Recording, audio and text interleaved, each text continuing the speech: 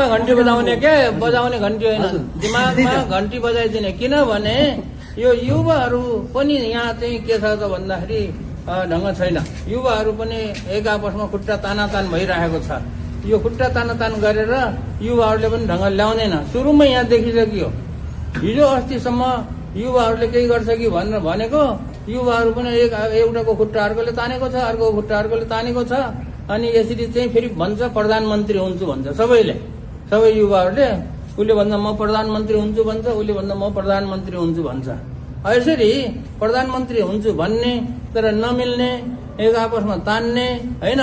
Party अब पुरानो पार्टीहरूमा त पहिलेदेखि नै तानातान छ।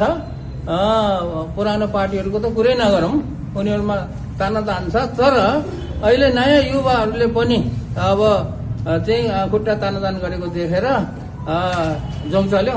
जोङ चलेपछि अब यो उठेको।